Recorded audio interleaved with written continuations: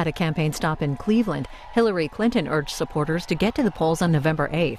Let's go out and prove that love trumps hate. And now we're live in Green Bay, Wisconsin at the convention center where Donald Trump's rally is just getting underway.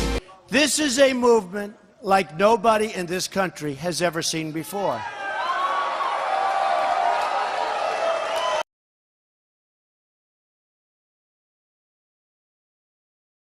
Hi, we're your hosts. I'm Aiden Gollin. And I'm Henry Hushke, here to discuss the Electoral College as we near the next presidential election on November 8th. Many students think that whichever candidate gets the most votes wins the presidency, but that's not always the case. In both 2000, 1876, and 1888, the candidates with the most votes lost the presidency.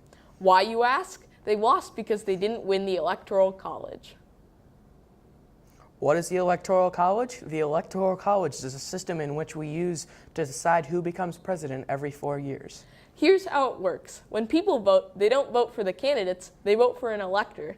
These electors then vote for whomever wins the majority of votes in their state, with the exception being Maine and Nebraska. Each state is granted a certain number of electors based on the state's population during the census held every 10 years. So you might have heard people talking about the race to 270. How does that tie into this? 270 is the number of electoral votes a candidate needs to win the presidency. Now we know what you're wondering. What if there's a tie? In the case of a tie, the House of Representatives, which is one of the branches of Congress, votes on who should be president. So how can you lose the overall vote or popular vote and win the election? Well, here's an example. Imagine there's an imaginary country called gerrymander. Gerrymander uses the Electoral College in its 10 states. Each state has 100,000 people, giving the country a total population of 1 million. Everyone votes. There are two candidates, Jonathan Withers and Lois Smith. Lois Smith wins in 4 states at a margin of 70,000 to 30,000 votes.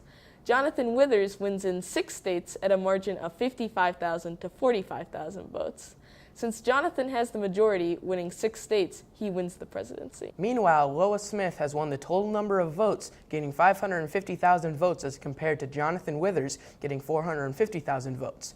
This same situation has occurred in the U.S. 3 separate times. This shows why it's so important to pay attention to the Electoral College. So who's winning the Electoral College right now? Currently, Hillary Clinton has the advantage, with the poll website 538 giving her a 307 to 229 electoral vote lead in the Electoral College based on the current polls. But according to the website, Trump still has a 26% chance of coming back and winning. As you can see, he would have to win almost every single swing state to win the election. Hillary, on the other hand, would only have to win a few more swing states to win. And that's what you need to know about the Electoral College. Thanks for watching.